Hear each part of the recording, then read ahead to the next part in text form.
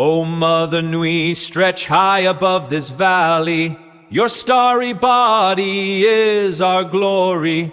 Then see the hawk of yonder Ahurquit, his fiery splendor, oh so mighty. He brings a light for all our weary souls. He makes the broken spirit whole.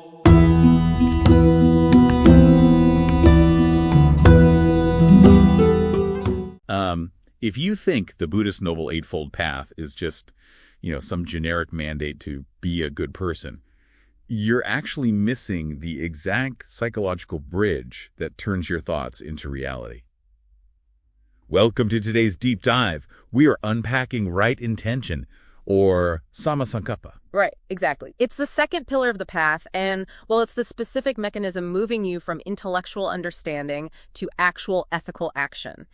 The ancient texts frame this as like a volitional movement. A volitional movement. Yeah, it's the very first urge that happens right before you take a physical step. So if the first path factor, right view, is holding an incredibly accurate map of reality, then right intention is the engine of your car. Oh, I like that analogy. Because without that engine actually firing, you're just sitting in the driveway staring at a piece of paper. You're not going anywhere. You're really not. And to get that engine firing, we need to look at its underlying mechanics. So the texts break this down into a threefold framework of resolves. Okay, what are those? They are the intention of renunciation, non-ill will, and harmlessness. Okay, wait, let's pause on that first one. Renunciation.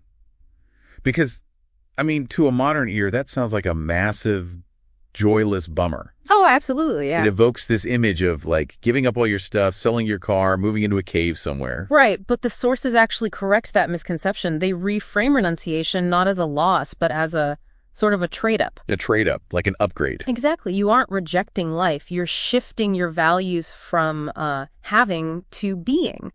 Because mechanically, when you constantly chase that dopamine hit of consumption, your nervous system is just in this perpetual state of stress. Oh, wow. Right. Always wanting more. Yeah, you're in a deficit. Mm-hmm. So by letting go of that clinging, you drop the immense cognitive load of that constant wanting.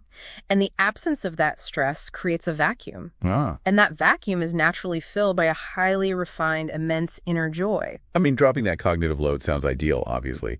But rewiring the brain to actually prefer being over having in daily life, that requires a specific method, right? It does, and the texts offer one.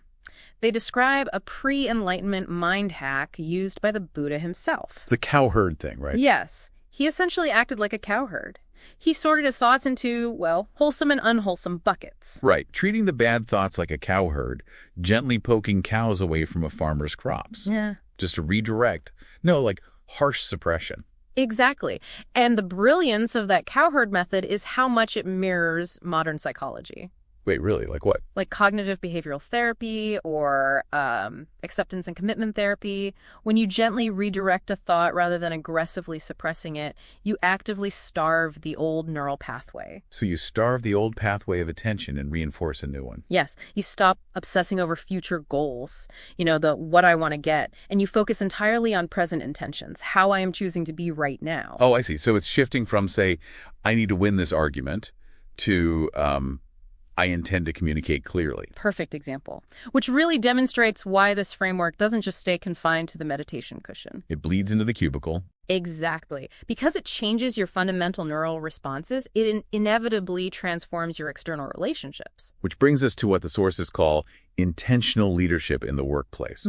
Because think about it. If you walk into a hostile meeting and your intention is simply, I want to focus on solutions, that internal shift alters everything. Right. It mechanically alters your external presence, your vocal tone drops, your defensive body language softens, and your vocabulary automatically shifts from criticism to coaching.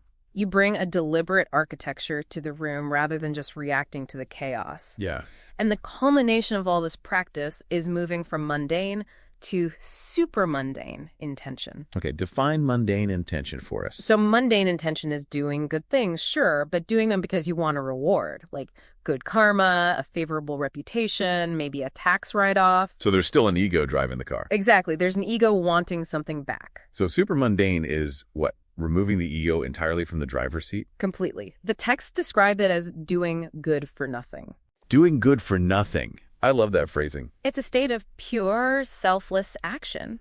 You act with kindness and renunciation not for a payout, but because your mind is so clear that it becomes the only logical response to reality. The division between you and the action dissolves. Entirely. Man, that points directly to a core warning in the texts. The sources literally say, whatever you frequently think about becomes the inclination of your heart. Yeah, it's a physiological feedback loop. Your thoughts permanently bend your mind. Which leaves you, our listener, with a critical question for today.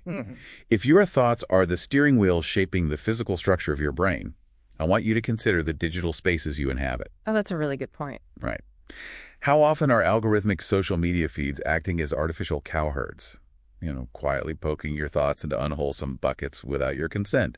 And ultimately, what direction is your heart inclining toward as a result?